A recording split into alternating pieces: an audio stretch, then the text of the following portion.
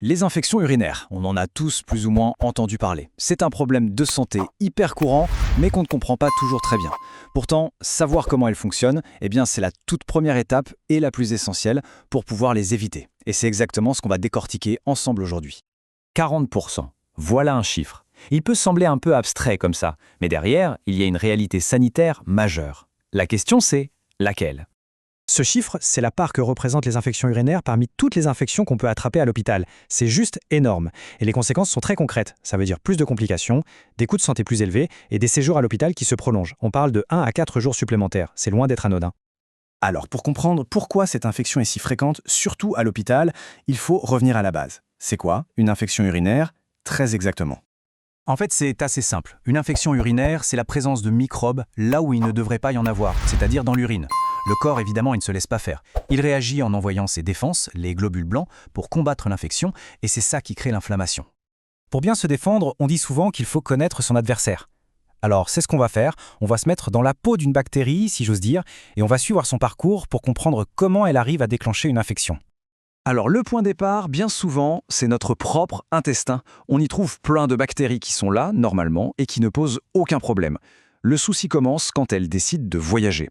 Elles migrent vers la peau, puis trouvent le chemin de l'urètre. De là, elles remontent jusqu'à la vessie.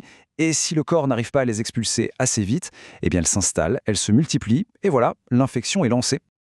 Mais attention, le parcours de la bactérie peut très bien s'arrêter là, ou continuer sa route.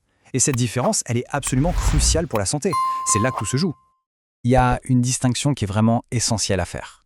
Si l'infection reste bien localisée dans la vessie, on parle d'une cystite. C'est désagréable, bien sûr, mais c'est souvent assez simple à soigner. Par contre, si les bactéries continuent leur ascension jusqu'au rein, là on change de catégorie. Ça devient une pyélonéphrite. L'infection est alors beaucoup plus grave, avec des symptômes comme une forte fièvre, des frissons. C'est le signe que tout le corps est en alerte. Retenez bien ce chiffre, 38 degrés Celsius. Une fièvre qui dépasse 38 quand elle est associée à des symptômes urinaires, c'est le signal d'alarme. C'est un signe que l'infection a potentiellement atteint les reins et là, il faut consulter, s'entraîner. Bon, maintenant qu'on comprend mieux le mécanisme, la grande question c'est comment on fait pour l'empêcher. La bonne nouvelle, c'est que la prévention repose avant tout sur des gestes simples, des habitudes efficaces qu'on peut tous adopter au quotidien. Les piliers de la prévention sont assez simples. Le premier, c'est l'action mécanique. On boit beaucoup d'eau pour bien rincer la vessie et on ne se retient pas d'uriner. Ensuite, l'hygiène. Une règle d'or, c'est de s'essuyer de l'avant vers l'arrière pour éviter de déplacer les bactéries. Et enfin, si un traitement est prescrit, il est vital d'aller jusqu'au bout, même si les symptômes disparaissent, pour être sûr de tout éliminer. Au-delà de ces gestes, il faut savoir que certains produits ou habitudes peuvent irriter l'appareil urinaire et le rendre plus fragile.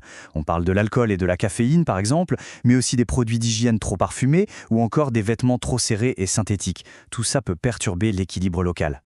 Et pour boucler la boucle, revenons à notre chiffre du début, ces fameux 40% d'infections nosocomiales.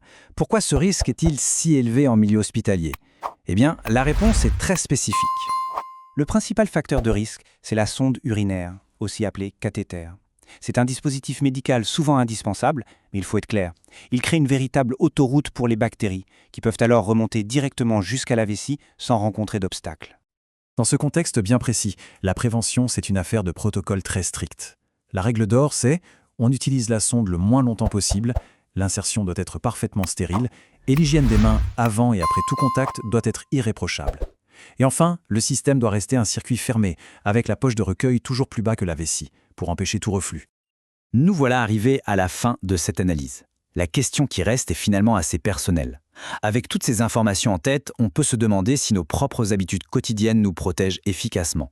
C'est une réflexion qui, je l'espère, donnera à chacun les outils pour prendre soin de sa santé. Merci de m'avoir suivi